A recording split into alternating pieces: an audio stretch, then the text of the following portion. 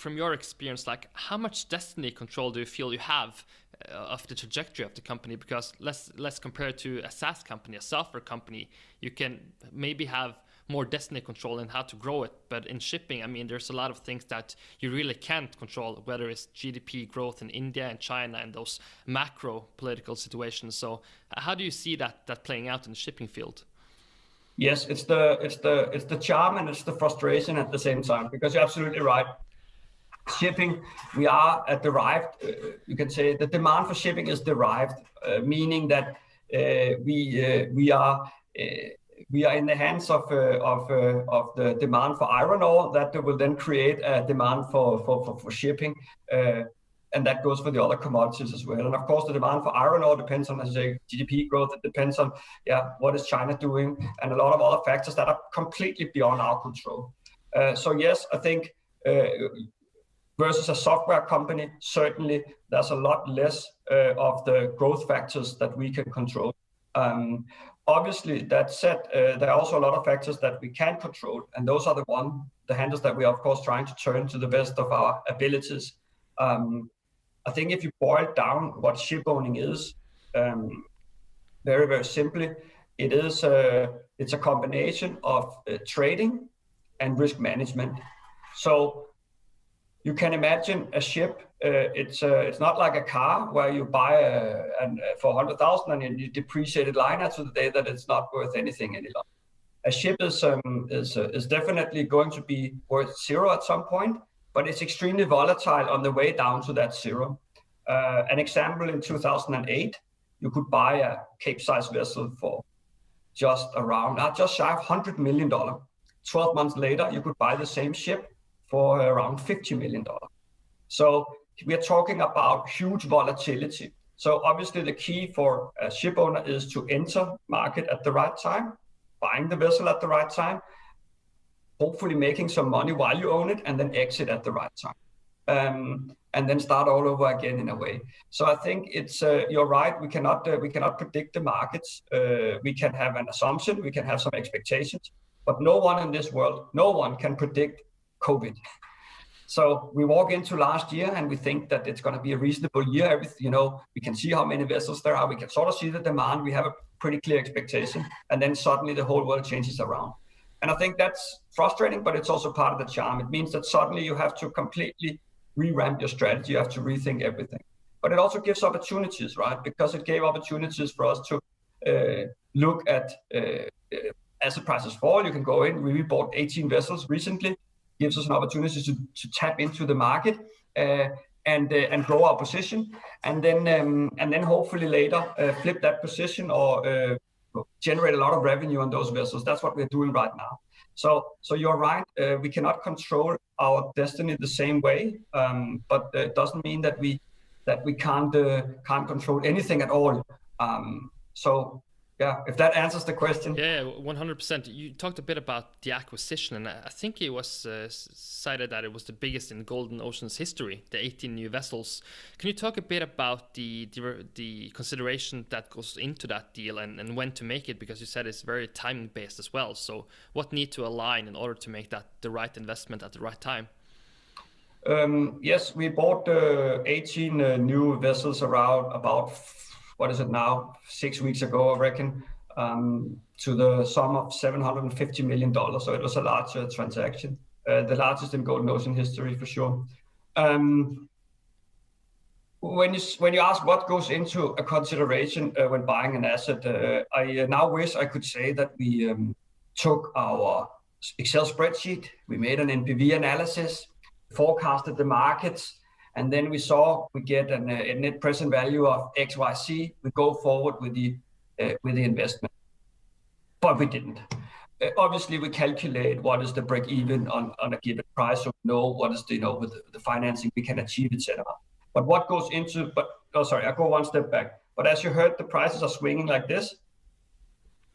Even more volatile are the daily rates that we achieve, so they go up and down as well. So last year we got 5,000 per day and we got 35,000 per day during the year. So this is like forecasting this market for an asset that is going to live for another 20 years, when I can hardly predict what the market is next week. It's like asking you, what is the Tesla share in 2 weeks? You would be hard pressed to answer that. You have an expectation, but you don't know. This is the same for us. We have an expectation where the market is going. We have some assumptions, but we don't know for sure. That's why it becomes a risk management play. So what we look at is, of course, what are the outlooks? What are the expectations? We have quite strong expectations to the world economy, to the GDP growth, to where the market is heading, because coming out of COVID, the world is changing. Fine. So we look into that, but we look, what can you say, at the same time at, where are we financially? Where are we with the contracts we've already closed that are fixed? What is our cash flow? How much cash do we have at hand? Can we swallow this transaction and still have a reasonable risk-reward balance? So those are some of the things that we look at. But when we entered on this particular deal, we entered in a time where the asset prices or the prices for a vessel of that type was haven't been seen for 11 years, and we deemed that all the sort of the right boxes were checked and that the risk reward was correct. But we, hand on heart, do not know how good will this investment be at the end of the day. Also because it depends on when we sell. We could probably turn around and sell these vessels today with a small profit, and that would be good, a done deal. But we think that we can make more by holding on to them longer because they're generating cash in the market. So I think an investment decision in shipping is not like you learn in business school with a cash flow, and then you put your WACC, and then you got an NPV. It's a bit more a trading mentality we are operating with. Fascinating. I heard you talk on a panel about the digitalization of shipping, and basically you had this like great car analogy in terms of the fuel economy. Can you talk a bit about that trend and how you see the digitalization of shipping? Yeah, I think I'll start by saying that we have been a little bit hesitant, should we say, in shipping, and honestly, we have been too slow waking up and moving forward on this. I think finally we are waking up in shipping, but it's still early days. In Golden Ocean, we have, from the strategy that I spoke about earlier, one of the pillars in that strategy is decarbonization and digitalization. I think it's absolutely key for what is going to happen in the industry going forward. What we are doing now is that we are looking very, very closely on the fuel economy.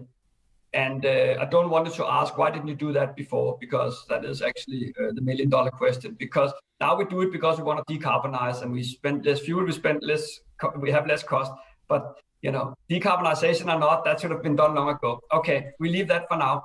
In any case, now we are finally starting to move on these things. So what we are doing now is that, and this is the dream that we have in Golden Ocean, is that we want to turn our vessels from analog to digital.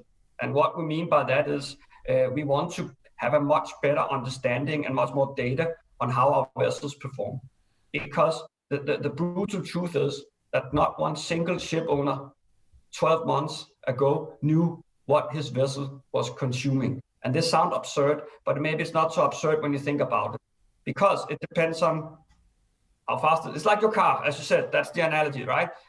How do you know what your own fuel consumption is on your car at home? No, you don't, because it depends if you go uphill or downhill, if it's cold, if you go fast, if you accelerate, if you de-accelerate. This is the same for a ship.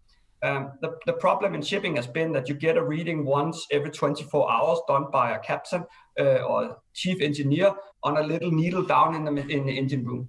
Now what we are doing is, actually as we speak, we are rigging up sensors and mass flow meters on all of the important measurements like you would do on a car.